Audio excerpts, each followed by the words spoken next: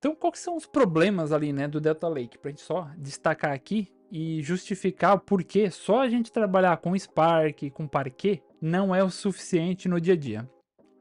Então, embora os Data Lakes ofereçam, como ele diz ali, né, flexibilidade na aquisição dos dados, eles também enfrentam desafios significativos. Inconsistência de esquema.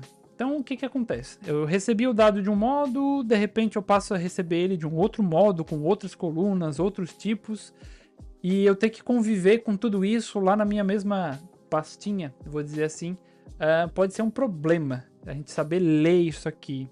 Então, o Data Lake tem essa característica de como a gente já estava salvando lá o parquet, eu poderia salvar parquets com esquemas totalmente diferentes, com dados totalmente diferentes, e eu teria um problema futuro com isso.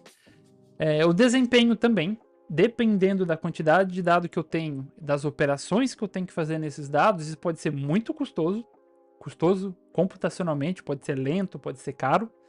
A gente também tem questões de integridade de dados, quando a gente pensa ali em duplicatas, dados ausentes, registros inconsistentes, e também a questão de transações. Pessoas, processos diferentes, na verdade, gravando, alterando informações de uma mesma tabela. Então sim, se você parar para pensar e até fazer uma analogia com o próprio banco de dados, tu vai pensar, ah, mas lá no banco de dados eu tenho como fazer um commit, eu tenho como fazer um rollback, tem como fazer uma leitura limpa, uma leitura suja. Sim, isso funciona muito bem dentro de bancos relacionais, só que aqui a gente está falando justamente de uma camada analítica. E a gente traz algumas funcionalidades para dentro desse processo analítico, com o Lake House. Então isso vai ser bem importante. E aqui embaixo, deixei só um último exemplo. O nosso professor Sebastião aqui que preparou esse material. Basicamente, a gente tem aqui, por exemplo, o Delta Lake, e ele tem algumas funcionalidades. Então ele tem transações ACID, então para quem vem ali do banco relacional vai saber o que que é. Eu consigo ter compactação dos dados, eu consigo ter os metadados, eu consigo trabalhar o meu esquema, fazer com que ele evolua naturalmente.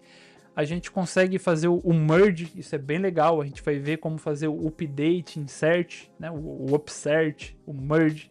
A gente vai ver também viagem no tempo, auditoria. Tudo isso são operações, são funcionalidades que uma ferramenta de Lakehouse traz para a gente.